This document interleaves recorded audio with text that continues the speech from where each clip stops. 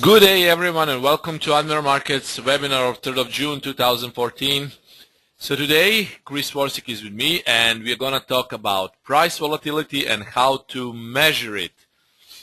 So the webinar about price volatility, how to measure it, what is volatility, how I did it on practical naked trading when I traded back in the time, and also how you can I will show you a trick which you can use for volatility breakouts. So first of all, as always, risk disclaimer. By accepting this risk disclaimer, you're accepting all the possible risks associated with Forex market and you're agreeing to proceed further with us. Online educational materials are developed by Admiral Markets as Estonia for a global audience. Therefore, please take into consideration that the information in this session may not be suitable for everyone. To get a corresponding information on charting conditions and any other detail, please visit www.admiralmarketsglobal.com, select your country of residence, and contact an appropriate entity. And final part of risk disclaimer, Admiral Markets UK Ltd takes no responsibility for information accuracy. The analysis represents the personal opinion of the author, me and Chris, and in no way it represents the actual suggestion for a trade. These are not MUK's opinions. The website in the video is not the .co.uk website, but the globallyused.com website. Forex is risky business, and this is personal opinion only. This webinar is for informational and educational purposes only. So today's agenda will be price volatility tables, then old school method, how I traded volatility, and from time to time how I used to trade with practical naked trading, and ATR indicator, how you can use ATR indicator to measure volatility. It's very simple, but you need to know about it because it's important to know when to trade and when not to trade. So volatility, by definition, is a measure for variation of price of a financial instrument over time. So it refers to the amount of uncertainty, let's say, or risk which is involved with the side of changes in a currency exchange rate. High volatility or higher volatility means that an exchange rate can potentially be spread out over a larger range of values, and thus it means more the risk. It can change dramatically over a short period in either direction. So when you see high volatility, it can mean either this, or this. So if you see, 50 pips in a single direction in a couple of minutes, then 20 pips down, then 15 pips up, then 50 pips down, that is very high volatility. Sometimes we call it extreme volatility. And usually it will happen after news announcement, during NFP, or maybe if there is important person who is, who is spreading the rumors or maybe telling the possible facts. So basically, high volatility is really more the risk, and low volatility, of course, is less the risk. But you need to juggle from one to another to find the best possible solution. That is why we have 20 plus pairs to trade, and we usually won't trade pair which can be very high or extremely volatile. Lower volatility means that exchange rate does not fluctuate so dramatically, but it usually changes in value over a steady pace over a period of time. And usually when there is a low volatility, we also say there is less of a risk. Technically, we can say that the term volatility refers to the standard deviation of the change in value of a financial instrument over a specific time period. Usually we use it to quantify the risk of the currency pair over the time period. So some pairs are low volatile, some pairs are highly volatile. Well, let's say the example of Euro Aussie, Euro OD, or Euro Australian dollar. It's a bit, it's very high volatile, and sometimes it's extremely volatile, while Euro GBP and euros we see are lower volatile pairs. Also, trading intraday dollar yen is also, we can say, a low volatile. But if we go after the news announcements such as NFP or other important, very important dollar announcements, that puts it in the range of highly volatile pair during first 15 minutes or half an hour. So usually all of those currencies are not so volatile. Majors are not so volatile. Well, there is a standard volatility. GBP, USD is a bit volatile, more volatile than euro dollar. Australian dollar is not so volatile as GBP. Majors are so-so, but those crosses can be dangerous, and that is why you need to trade, and that is why you need to find a method which can be traded also for those volatile pairs. We talk about GBP yen. I'm talking about also euro, Australian dollar, or sometimes it's Swiss yen. Sometimes it's also GBP crosses are very, very volatile. GBP Australian dollar, GBP Swiss, GBP CAD, those are very volatile. New Zealand yen, Australian dollar, New Zealand or Australian dollar yen can be very volatile, of course, during Asia sessions. And when we talk about volatility, we also talk about trading sessions. So New Zealand yen is not volatile in London session as it is volatile in Asia session. It's normal because those are commodity currency pair. We have a commodity currency which is New Zealand, and we also have another safe haven currency which is yen, and basically New Zealand yen is very volatile during Asia session. And those pairs are also prone to news announcements which usually happen during Asia session. So volatility is a measure for variation of price of a financial instrument over a time. Their financial instruments are all 20 plus forex pairs. Price volatility is vital to intraday traders. That means that price volatility is exploited on intraday basis if we do breakout trades, or if we put a scalping trade or intraday trade. Intraday trades are not so dependent on price volatility so much because, you know, when you trade intraday, you usually make 1 or 2 trades per day. But if you scalp, or if you want to turn a scalp into intraday position, that is why you need to use a high, let's say a volatile pairs. Also, it can be measured manually. That is old school measuring, and I will show you how I did it. And that's, I don't know if someone else also do it, but that is the way how I did it. It's a part of practical naked trading which I use for breakouts, of course before Camarilla make the inception. Also, it is measured by standard deviation and the ATR. I use ATR. Some use standard deviation. I use ATR now. And of course, those candlestick patterns, especially Marubozu candlestick. An important thing is to say that news events and press conferences hugely raise the volatility. As you know, market is waiting now for 5th of June, where we will be witnesses of possible rate cut. If rate is not cut, then I expect euro dollar to jump maybe to 38. But if the rate is cut, then we might see 35.80 break out, and we might easily see 35 level. So we will see what will happen. But as I presumed, if you read my analysis last 2 days, first of all, on Monday, that was a great, again, session recap, 50 pips on euro dollar, 30-40 pips on cable. And the big thing is, I told you that we will have range till 5th of June. And that is, you can see that is happening. We have a range, 35.85, 35.90 level is bought, then 36.50, 36.40, those are levels which have been sold. So basically it's a range, and that range I expect it to keep until 5th of June.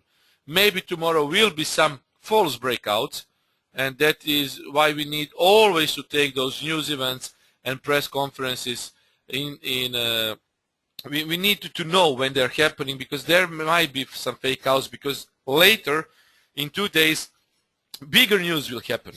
So if ADP numbers, let's say, are bad, the euro dollar might maybe break 35.85 by 5 pips, but it doesn't mean that volatility will rise, because the volatility will rise surely on 5th of June. So always pay attention to news events and press conferences. If you trade scalping, then you know when volatility is raised, when you see that the price starts to move, when you see that the price indeed starts to move, starts slowly, then it goes faster to the upside, and a little bit of retracement, then upside again. That is volatility. We say volatility is rising, and then it is time to scalp. You can scalp also on low volatility, but your targets are usually much smaller. So it depends where you want to see big volatility or a low volatility. If you use trailing stop, volatility doesn't matter much, because you will possibly be stopped out after some predetermined number of pips. But if you trade without using a trailing stop, then usually if you don't use trailing stop, then usually your price, you may get higher target profits than if you use trailing stops. And that is why volatility can help you a lot. Bid rate decisions, press conferences, important statements that I said from important people, from ECB chiefs, from Fed, from important figures in forex market, important persons, humans. So all of them can basically move the market. A single sentence can move the market, which can possibly be a rumor, but we don't know, because market is moving and market will be moving even on rumors. Then price may be volatile 1 to 2 hours after the news, then again it may get back in the range.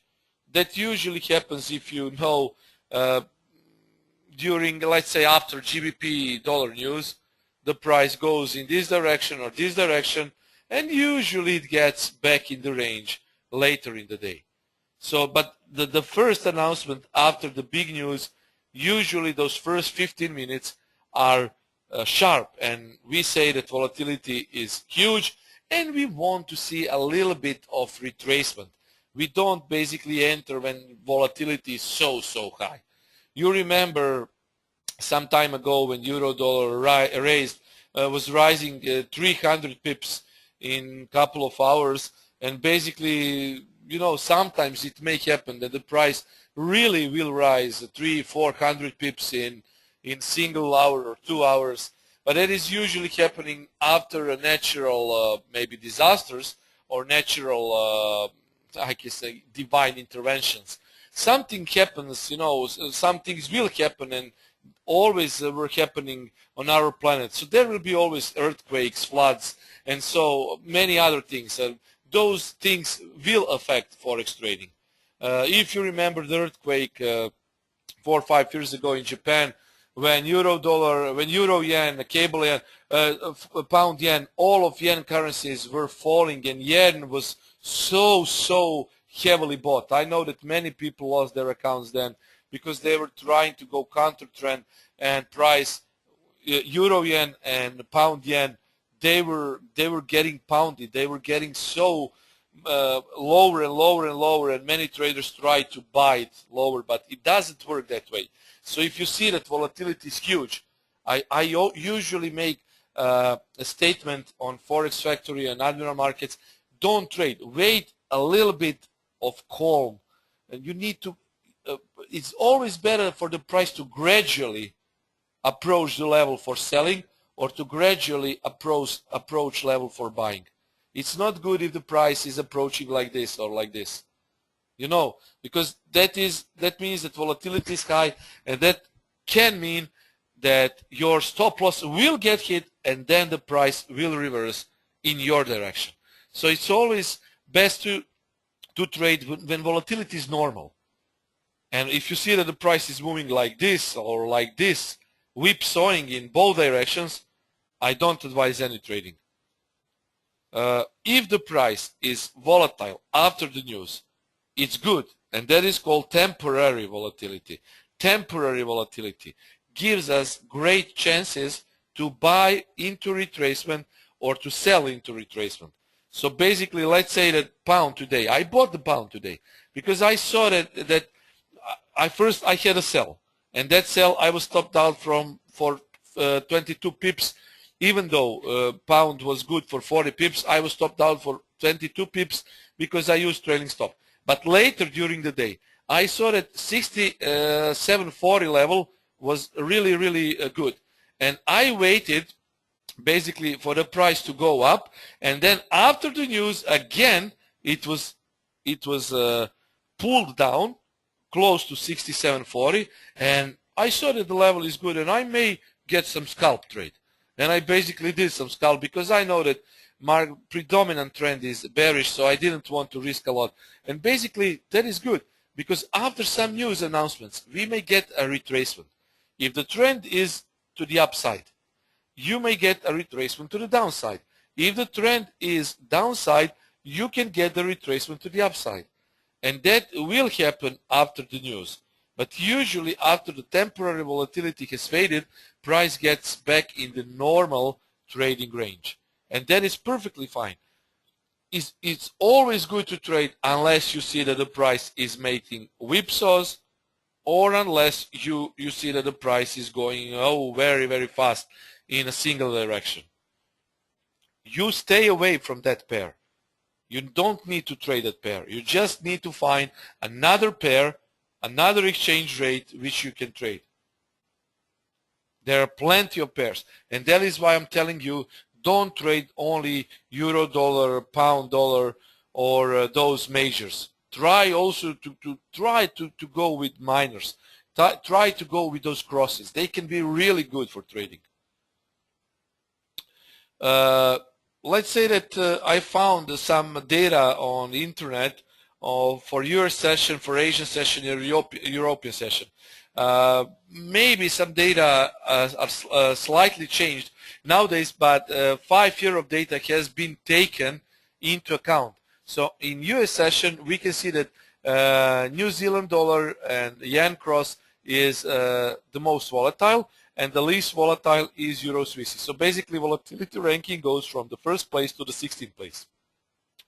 Usually some things have changed a bit, but on US session, yeah, New Zealand dollar yen and Aussie yen, Australian dollar yen are very volatile pairs. That is also what is happening in Asia session, which is a natural order, because yen crosses, as you can see, are very volatile. But on European session, we can see some slight changes. We can see that basically GBP crosses are very volatile, and if you compare Asian table of 5 years of data and European session table, you can see that GBP yen is extremely volatile, Euro, Australian dollar is extremely volatile, and where is Euro dollar? Yeah, 5 years of data shows 155, but today it's not the same. Euro dollar is less volatile than using these calculations. If you go with number of pips, then the things will change a lot from this table. This pips table is column is counted like it was counted with 2 standard deviation times the close. Standard deviation is this is calculation in pips. If you see the pips number, you can see that again pound yen is the most volatile in US session, 174 pips. Aussie yen, 163 pips. And the least volatile is Euro GBP, which is, well, you know, I don't like to trade Euro GBP. It's dependent on Euro dollar movement and GBP dollar movement. And basically it's the least volatile. But you can see, you look at this, Euro AUD, 152 pips. And I prefer to look this table, and that is why I look at ATR when I'm comparing volatility. I will show you, you know that if you have attended premium webinar for ATR Pro indicator, you know that ATR shows great volatility and those pivot points. And if you see the number of pips, you can see how volatility greatly rises. Look at the Asia session. Again, pound yen, 226 pips.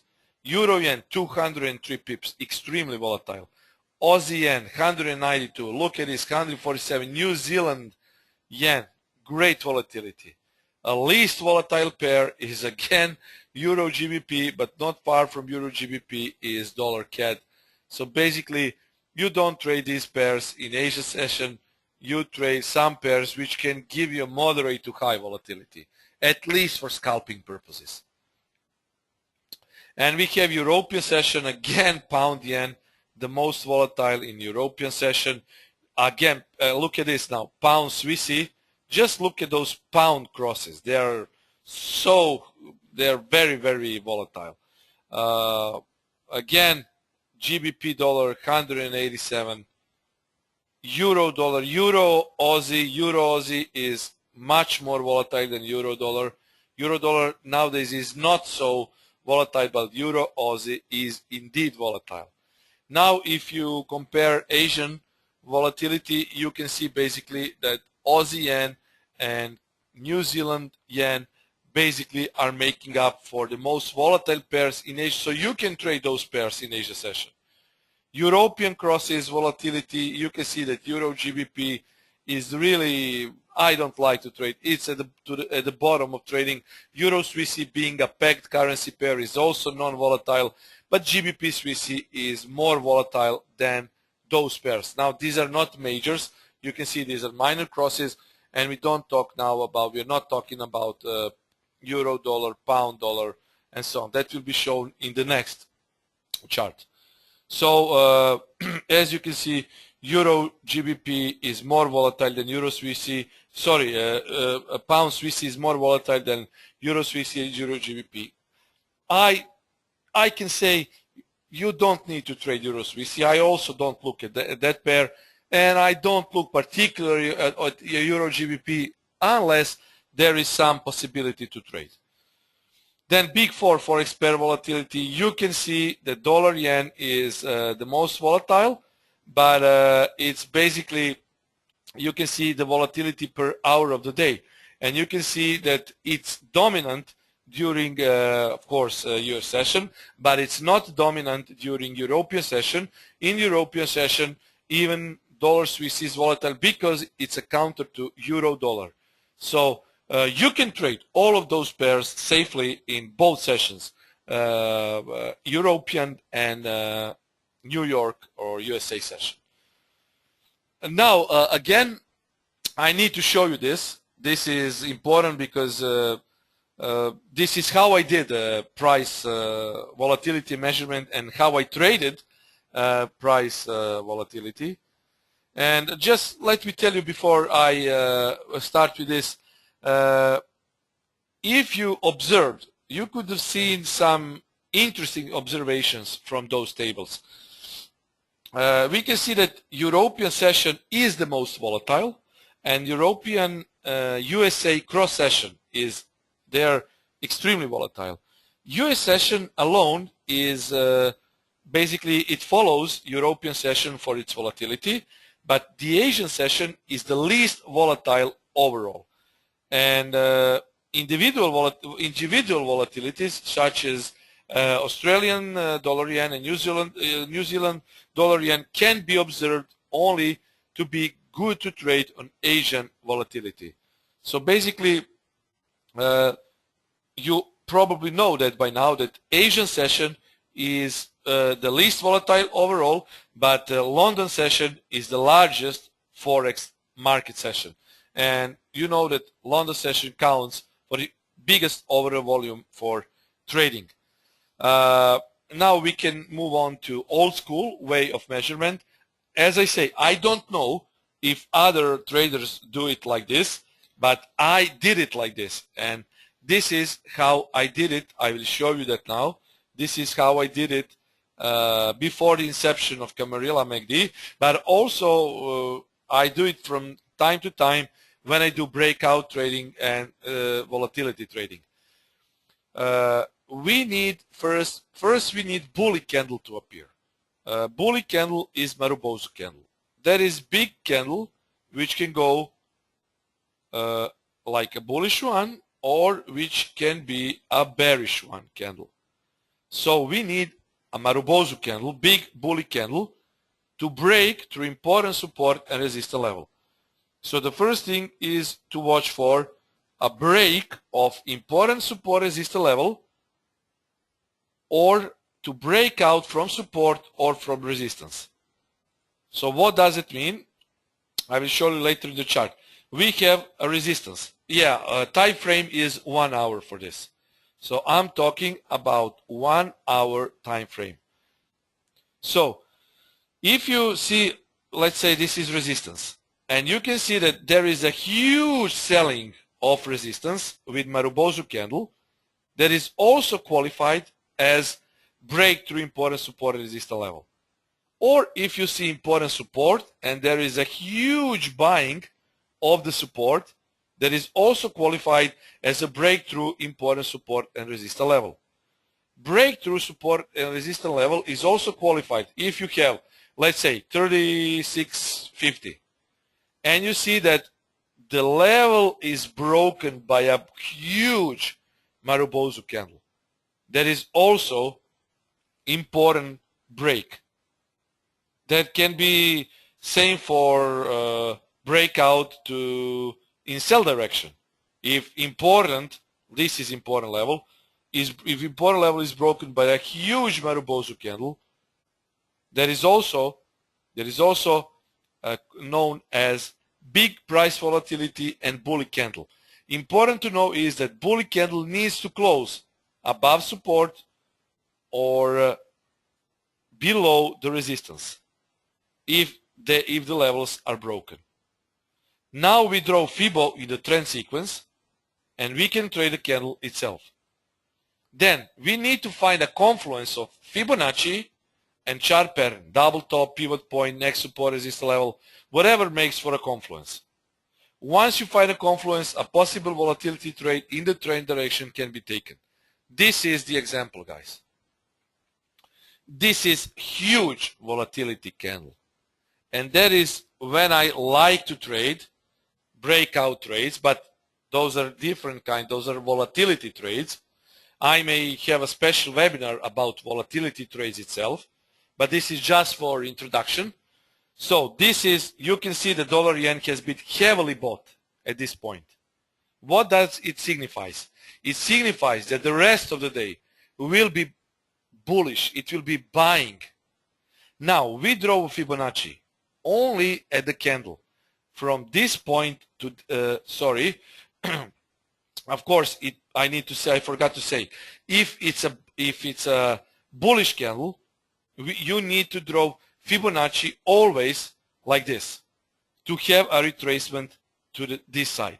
If it is if you want to exploit short trades, you need to draw Fibonacci, of course, always from red to right, but those levels should be shown as this. I'm talking now to newbie traders who are having maybe difficulties with drawing Fibonacci.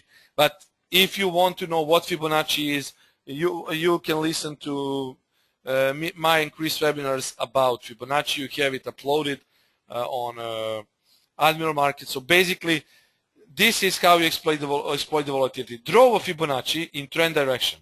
In this case, you are drawing Fibonacci to show you retracements to the downside, guys.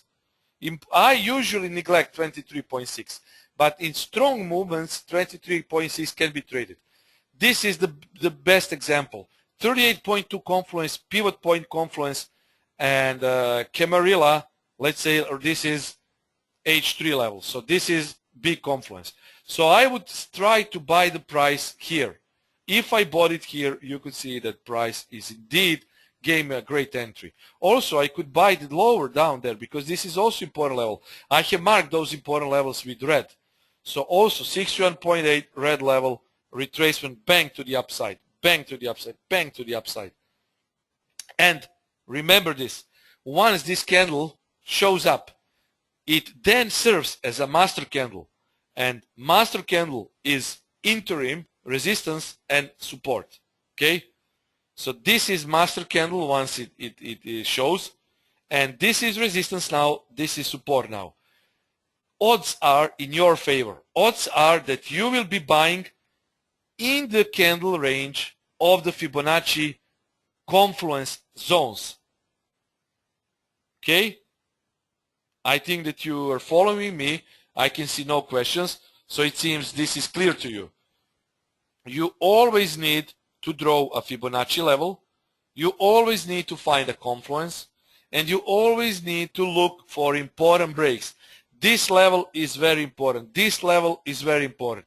Both levels are broken and the candle closed above both of them. Then we draw Fibonacci from this to get a retracement. Then when candle retraces, you go for confluence. This is the big confluence. This is big confluence. This is big confluence. 1, 2, 3 points, 3 trades. Look at this. 1 hour. Next 2 days are very good to trade volatility.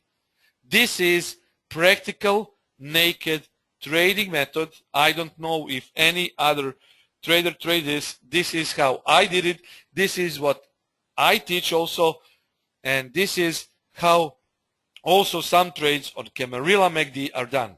And this is now free for all. Of course, thanks to Admiral Markets, I'm showing you some trading secrets. These kind of candles are great to trade. Usually, once this candle breaks, retests and continues, you can go for breakout, pullback, continuation trade. Mark my words, these candles are best interim support and resistance levels. If you have a candle like this, you don't need any other daily pivot point indicator. You can use Camarilla or you can use other pivot points just for confluence zones, such as this, which I marked. But these are the most important volatility pivot points. Volatility pivot points are pivot points which are made by a master candle breaking through important support and resistance levels. This is also a volatility candle. You can see a volatility candle, one level which was support, second level which was support. But look at this important point. At this point, this candle didn't close below. It closed above this level. So again, Fibonacci from here to here for retracement. Look at this confluence here. Look at perfect confluence, how it's sold there. Look at the second selling. Look at the third selling. Only then at the fourth selling, it came again up to this confluence, and look at this, selling again. Green are marked important levels. And look at this, and now, what was I talking about? This is unintentionally, I didn't see it until now. What is this, guys? Do you know what this is? This is important resistance, right? Sorry. Now, how we call this one? Breakout. Does any one of you know the answer to this? I will wait for you. Look at this, breakout of important resistance. And then what happened? Does anyone know the answer? What happened after the breakout of this important resistance? You just type it. It doesn't matter if you are wrong. But if you are, yeah, pullback. Yeah, great, Ravi. Yeah, breakout, pullback, continuation. David, exactly. This is a breakout, guys. This is pullback. If you take the trade here, it's called breakout. Yeah, it's also stop hunt. Robert, you're also right. Because at this point, traders were trading towards supports. They put their stops around these levels. And at this point, it was so big volatility that some stop hunt has happened all up to this point. But my question was, yeah, this is breakout, pullback, continuation is above this point. But we got breakout, retest trade. If you remember, we have you remember how I taught you, how I teach you to trade. You can trade breakouts by trigger happy entries, and you can trade breakouts by breakout retest or breakout pullback continuation. If you take the trade here, it's called breakout retest trade. If you, let's say, if the price continued from this point, we would have had a breakout pullback continuation trade. And this is breakout retest trade. And this is what I was talking about. This candle is support resistance level. The master candle, most important entering support resistance. This is also master candle, most important entering support resistance. When you identify master candle, you just use these methods. You can trade the volatility itself by using Fibonacci, by using important support resistance levels. You need to choose what best indicator is for determining the important support resistance level, and you pair it with Fibonacci. And then what you get is great tool for trading volatility. Okay? Because these master candles are pure price action embodiments of volatility. Those are volatility avatars. Okay? And the last thing which I will show you, and then Chris will continue, is ATR. Volatility, it's a, as you know, ATR is a volatility indicator, and it's considered to be a volatility indicator as it measures the distance between a series of previous high and lows for a specific number of periods. ATR value increases or decreases. If it increases, we say for the pair that volatility on that pair is high. If it decreases, we can say for that pair that volatility is low. It's a great tool for measuring the volatility because traders can use ATR to actively manage their position in accordance to volatility. Now, important thing is to remember, the greater the ATR reading is on a specific pair, the wider the stop that should be used. Okay? Also, wide stop on a less volatile pair make your stops unnecessarily large. So if pair is not volatile, you can move your stop accordingly. So the important thing is to remember, the bigger the volatility, the bigger the stop will be, or if method says otherwise, or if the volatility is not big, it's low, then the lesser stop can be used.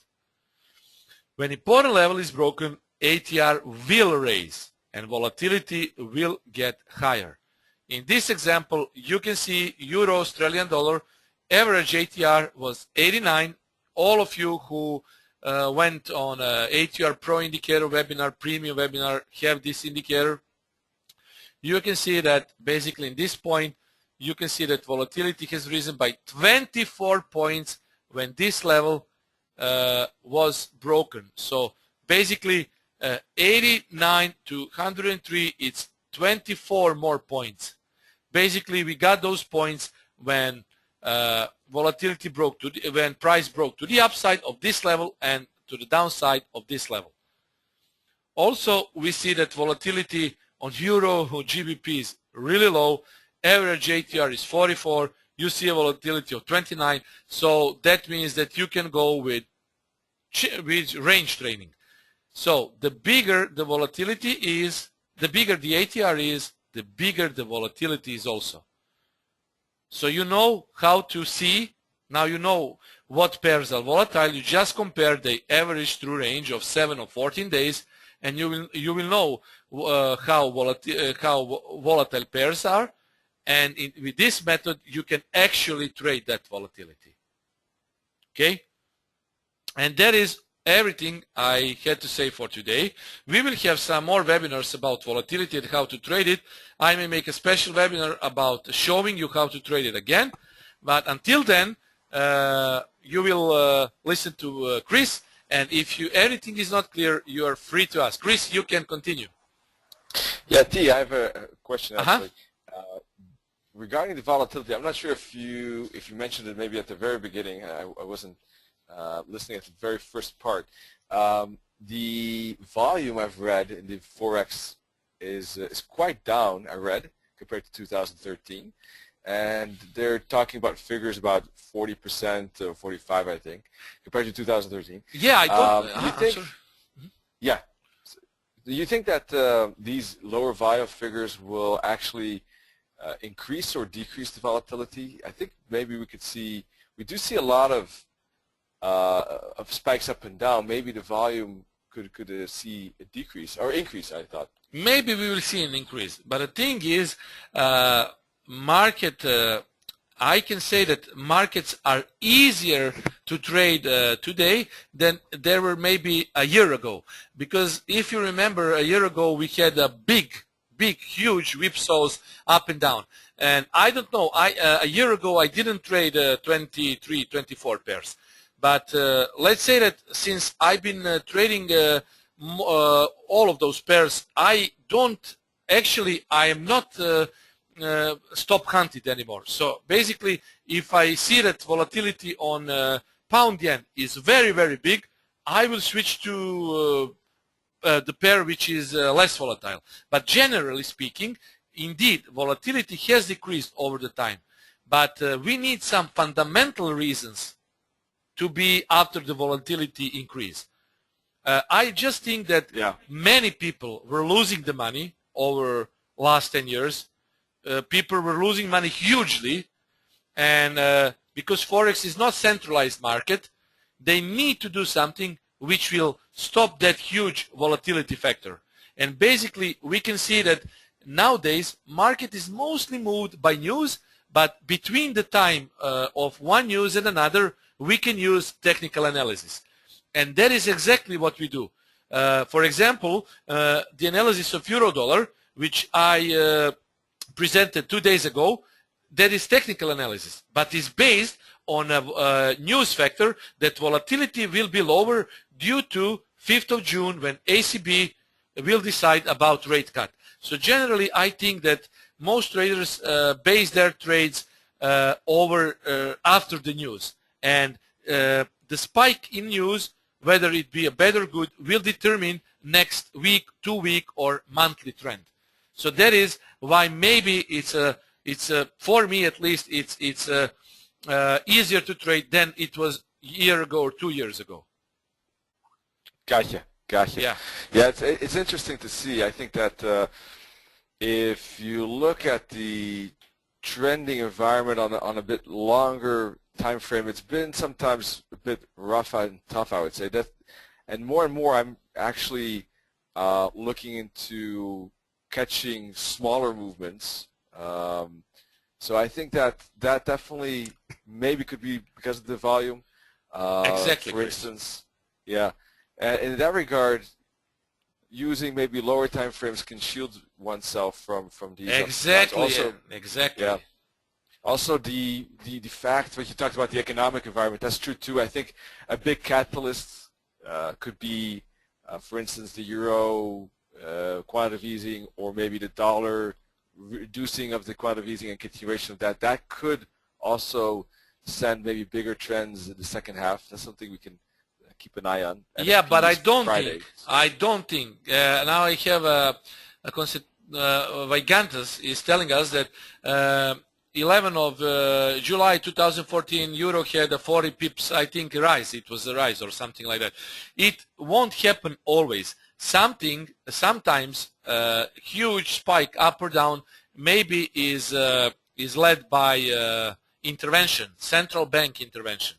But generally, we maybe, or you, I don't know if you remember a time when pound yen was going 500 pips in a single day. Basically, that was the time of swing trading. And now Chris got a point. You need to switch to the lower time frames. And you need to use intraday analysis and trading if you want to make money.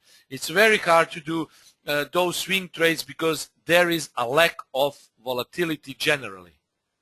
Now we are generally speaking. It's not the same as it was 5, 6, 7, 10 years ago. And you know that on a huge extreme volatility, when euro-dollar was falling down, many people lost their homes, houses, families, because they were trying to counter the trend.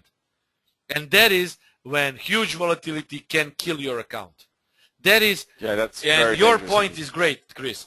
Lower the time frame. Use intraday trading. Use intraday time frames.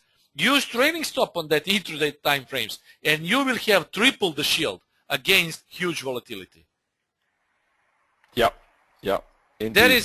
That is also from my experience. Last year, then when we had really a big whipsaws, especially on euro dollar, I make an entry. Let's say here, I went 20 pips positive, and then after 5 minutes, I can see that this level is broken, and then my stop loss was hit, and then again, the price was really nasty, and that is why we have triple shield now. We have intraday time frames, we have a trailing stop, and we use basically more the pairs. We don't trade only euro dollar cable. We use CAD Swissy or GBP Swissy. But we have triple the shield against huge volatility, and that is the big. Even though we might not make a big money in the sense of a single trade, we can make 20, 30 pips out of a single trade. But if you make 3, 4 different pairs, if you trade 2 or 3 different pairs per day, that can count to 80 pips per day, basically. Using the same risk, you just lower your risk and trade more pairs, and you use the triple shield in your favor. So that is maybe the answer to your question. Yep, yeah, definitely. Let me see. I'm not sure if I'm now showing my screen. Yep, yeah, it's okay. Everything is okay now. Yeah, good. Wait. All right, there it is. So, T already showed you great stats. So basically, I think we can move on quickly because that showed it all regarding the movements in which session are most volatile and have the biggest movements.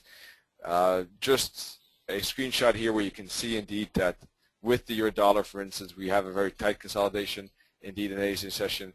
The stats that T showed, Tarantula showed, also confirming that. When we have it open, you basically have the option of a ranging day or trending day. Now that type of environment, we can take a look at a bit of the longer term picture to see what kind of environment the market is in.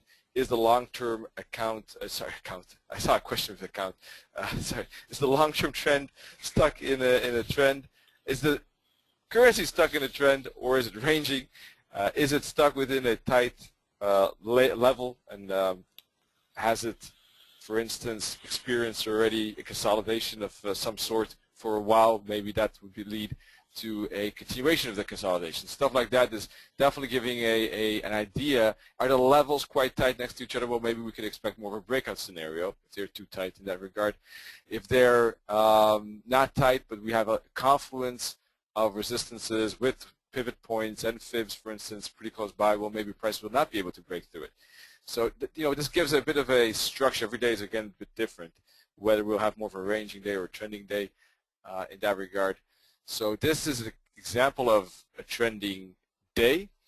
Now, this is after the consolidation market wakes up in a way a bit when the European Open starts and starts to head off into that direction and relatively keeps that direction after a while. It did have a slower start here, you can see, with the consolidation for about a few hours. Doesn't seem too long, but this is 50-minute charts. And the whole London Open was consolidation. New York had a blast up, and then that was the end of the trading day. So if you look at it from that perspective, there are not always many opportunities. Sometimes there's one or two, and that's it, because the market was sleeping prior to that, especially if you look like a euro dollar, obviously. Asians sleep.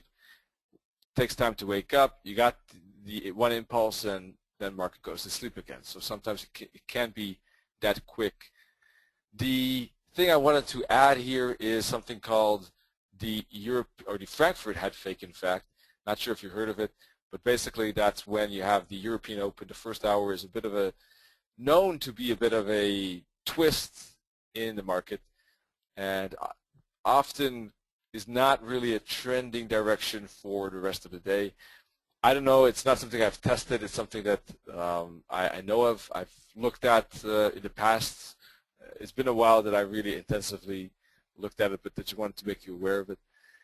It's in any case, what we look at often enough in the first hour of Europe and London is a bit of quietness before, of course, and then you got the increased volatility. And that always has its ups and downs. It's always a bit unstable, let me say it that way. The environment is not in a stable one-directional mode because the moving averages are flat. If you look at the euro-dollar, pound-dollar specifically, right? And you have this kind of consolidation, and the price then starts to box itself out of that. You usually see this kind of movement, and then you see one-directional side. These kind of ups and downs is typical for the first hour of Europe and first hour of London, and that's why I like to trade after those first 2 hours. In fact, that's specifically for the euro and pound. However, in general, I actually like to just wait with all the currency pairs until that has happened, because the pound does influence a lot of pairs, and the euro too. Now, I'm not trading the Asian, so I wouldn't be able to say much about it, except that indeed, looking at the statistics, we can see that the yen-Aussie pairs are moving the most. So that makes the most sense, of course, but I don't trade it actively. I wake up, I live in Europe, so I wake up at these times and want to trade that session. And for me, the first 2 hours are not too interesting. I rather look, analyze, prepare, and know what I'm looking for, and then jump on that. For instance, the AUD USD, we did the analysis in the live trading room today, didn't we? And we were looking at the AUD USD, and we were saying we were looking for an hourly rejection off of that weekly pivot. Well, we had a beautiful shooting star right at the weekly pivot. So an entry at the close after we close the trading room, or even the break of the low, giving good space here for a potential max 40 pips so far. Now, that is not a big move necessarily, and we wouldn't catch all of those pips to the T, of course, but still, plenty of space to get at least 30 or 25 out of that, I would say, without too much stress. So not bad, at least, right?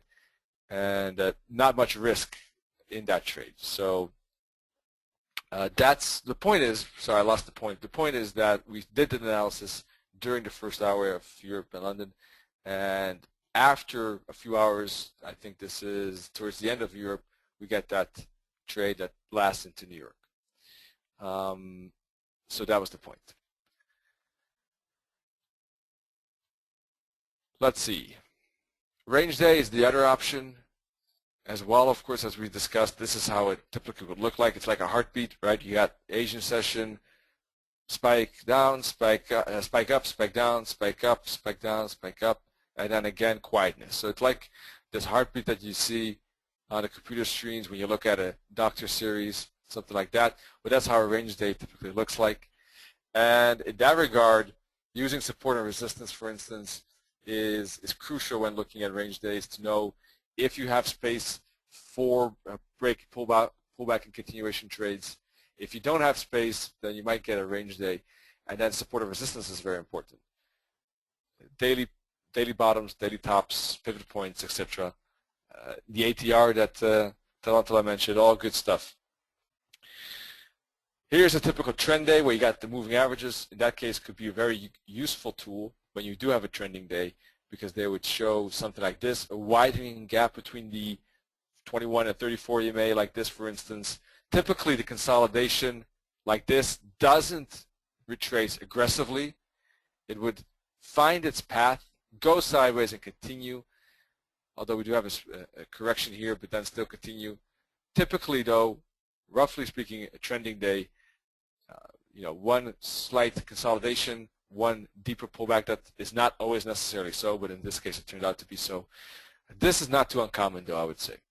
Of course, you have to make sure that it's not towards the end of the New York session, otherwise that consolidation doesn't mean necessarily continuation, not on the euro dollar. Here you can see once support is out of the way, you can really get a trending mode. Moving averages are aligned, support is out of the way, and boom, it falls like a brick. Well, if you catch one of those, of course, that is tremendously good for the equity curve.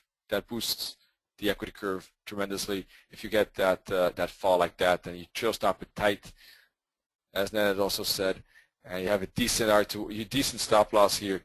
Boy, oh boy, I mean, you can get 4-to-1, 5-to-1 when you get a breakout like that, and those are good trades.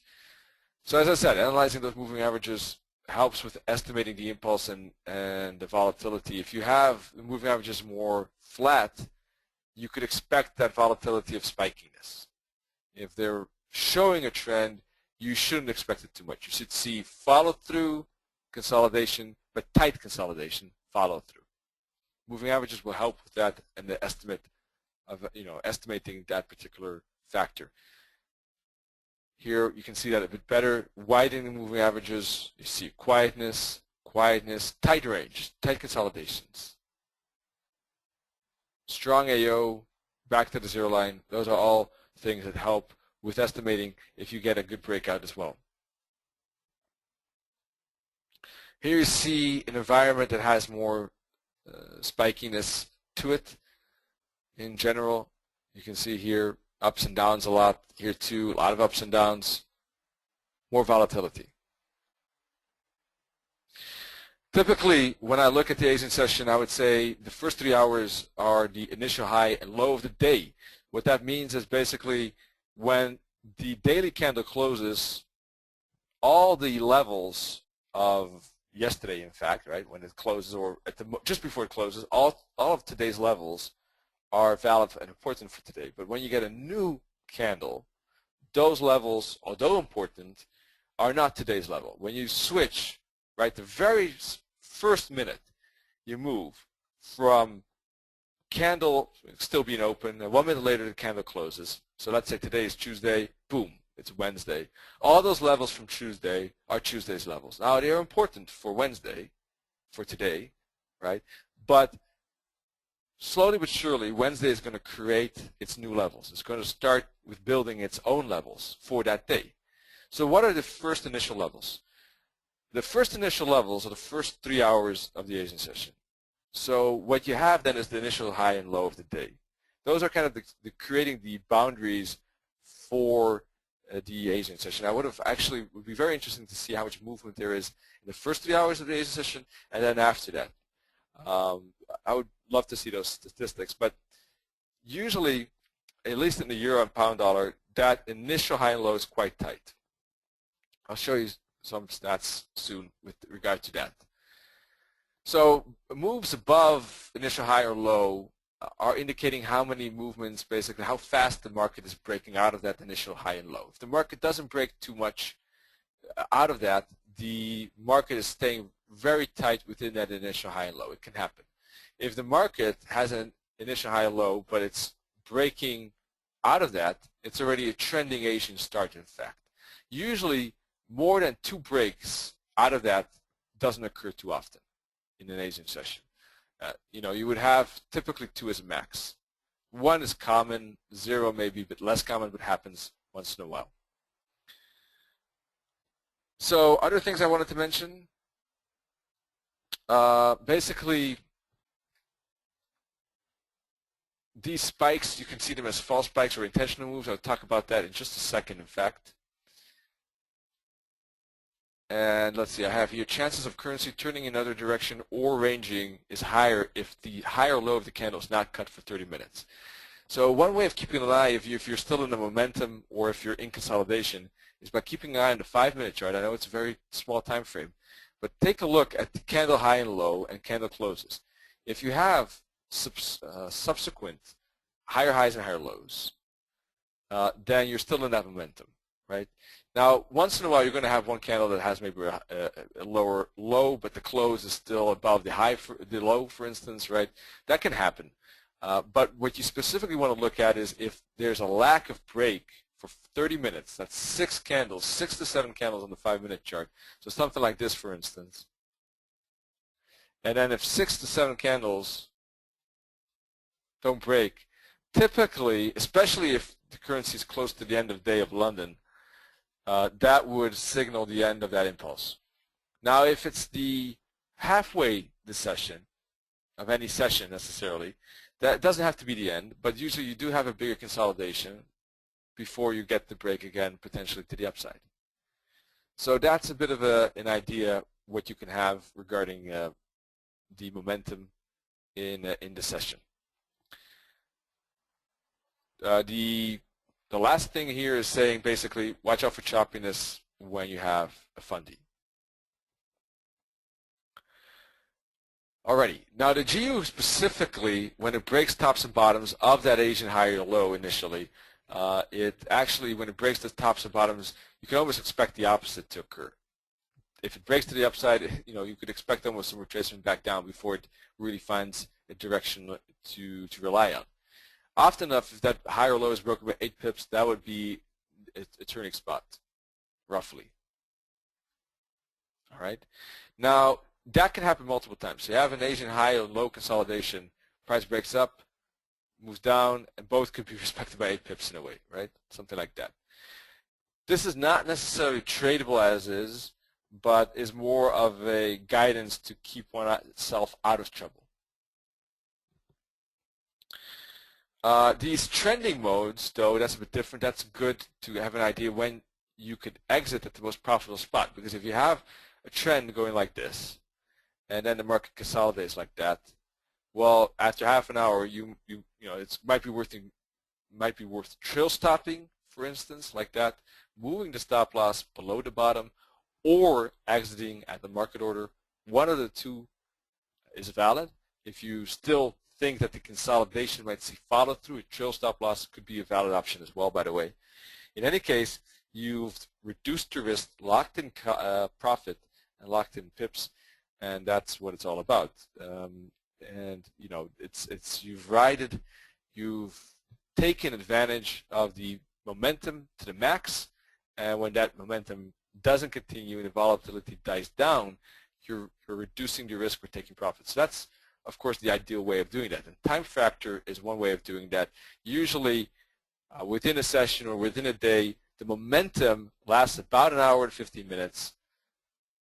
And as I said, if it doesn't continue in 30 minutes, you're going to see a lack of follow-through.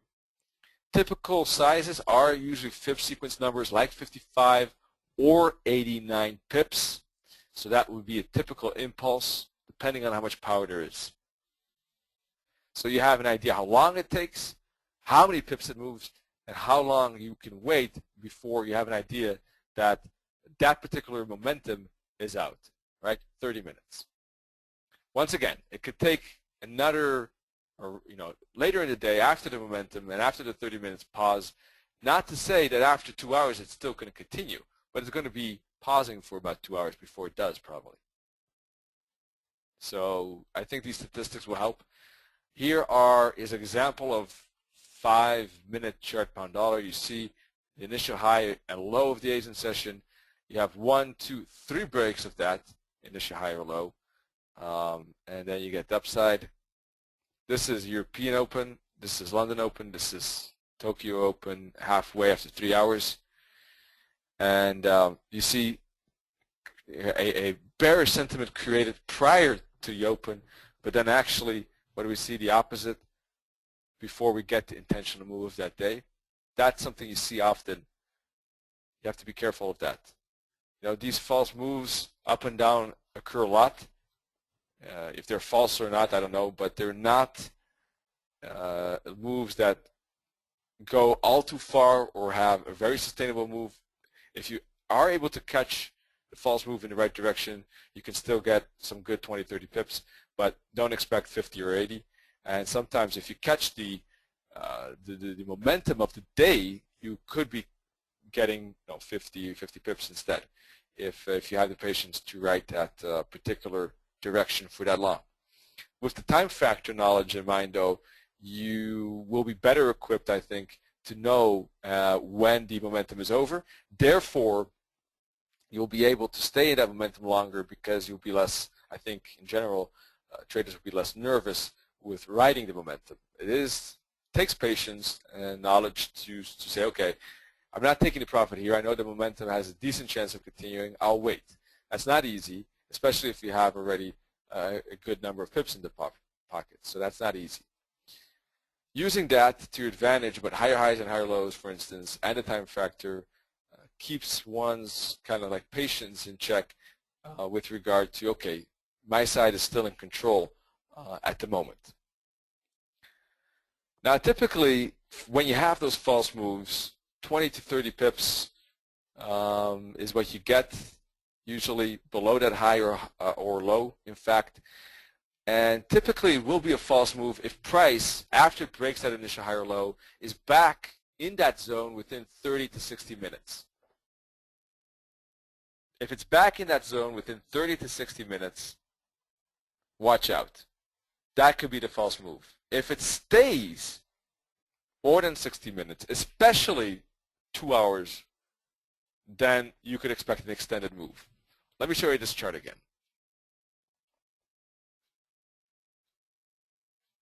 Where is it? This one. What do you see here? Initial high and low here.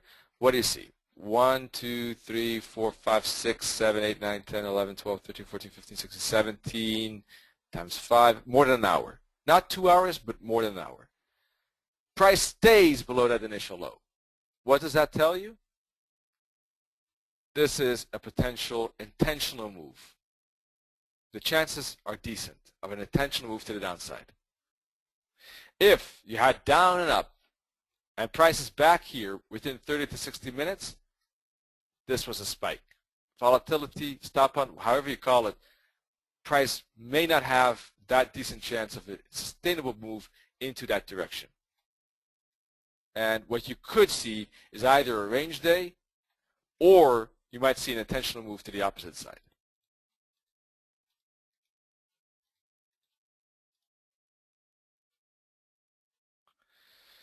So that is with regard to intraday. Now you have the same stuff for swing trading, but that's a bit more difficult to measure. Usually though, on average, if you have 2 sessions in one direction or 2 days in one direction, you wouldn't see often a third. As a rule of thumb. I think regard to basically the 2-hour rule, you know, when it has an intentional move on the intraday time frame and it stays above the initial high or low for 2 hours, that intentional move on an intraday time frame could actually be a stop hunt to catch, for instance, swing traders and get maybe not catch, but you know how the market goes. You always make retracements and make a retracement, and there could be buy orders above the top here. So if the market accelerates there, we could see one more final move, and you get some exhaustion rate right here, for instance, right? That particular move could be created by an intentional move, however, although it looks like a false move on the higher time frame, this could be an intentional move on the lower time frame. That's my point. Regarding the range of the pound dollar in an Asian session, 90% of the time doesn't move. The initial high or low is not more than 30 pips from top to bottom. Euro dollar probably too. Exception if there's a strong trend in play, that would change things. I think the rest I already told you. Here you have initial high and low on the charts. Tokyo Open, 3 hours after Tokyo, European Open, and London Open from left to right. You got the false move. You have,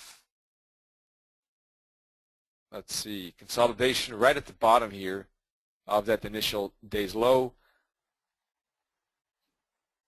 And right in here, you see prices struggling with the upside. That's actually where it then started to fall, as you can see here in this time frame. Boom.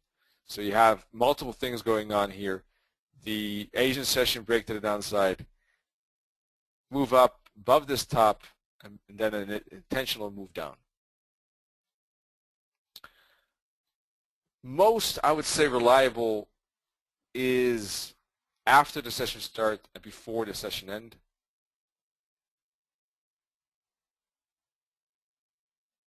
The mid-session, so for instance, if you have an hour at the in between the London Open and the New York Open, are usually handled for crosses.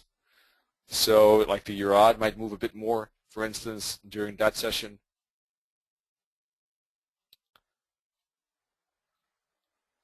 The rest we've talked about. Let's see, here's an initial high and low again.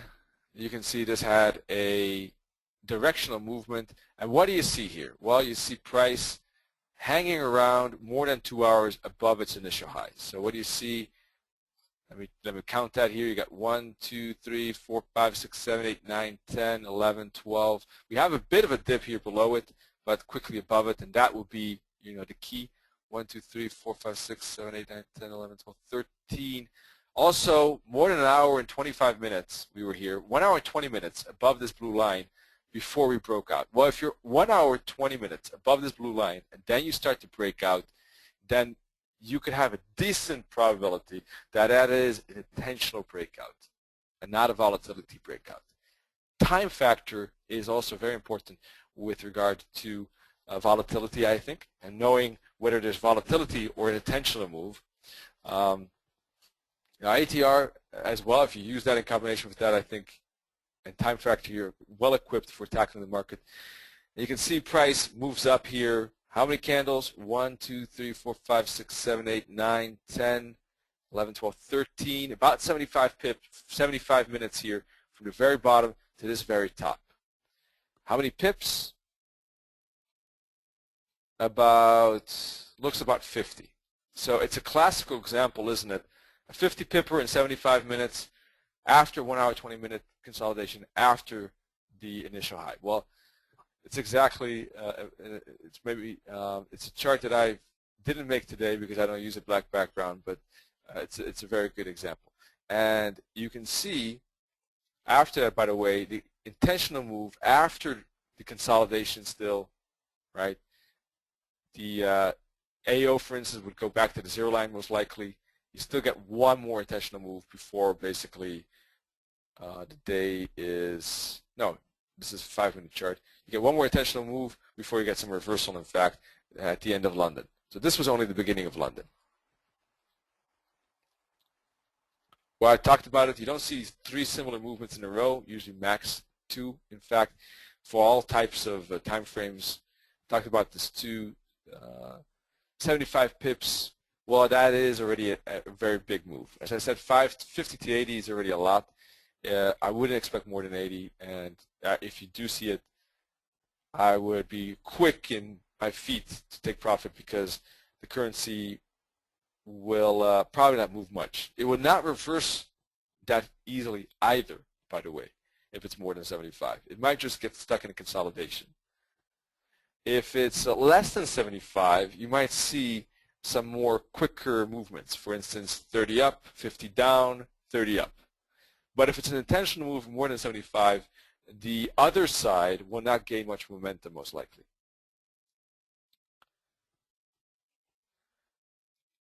Let's see, other than that,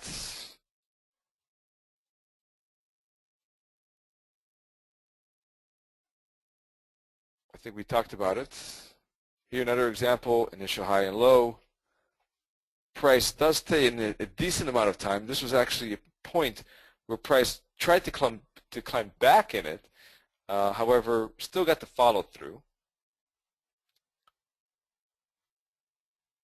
Let's see, especially if we start counting here, you see, again, about, well, at least an hour here before we get the breakthrough to the downside. Okay, that's it. We went a bit overboard regarding the time, so I will have to push off. I see others needed to run as well. I hope you enjoyed it. We will be back with other webinars tomorrow. In fact, the live trading lab, 7:45 UK time, and Tarantula is going to talk about his topic on Wednesday again, as always, at 6 p.m. Central European time. So this webinar will be back at the usual time and day next week on Thursday instead of Tuesday. It was just an exception. So glad you could still join us in that regard on this Tuesday. And we'll hope to see you in the webinars tomorrow. Have a great day. Cheers. Yes.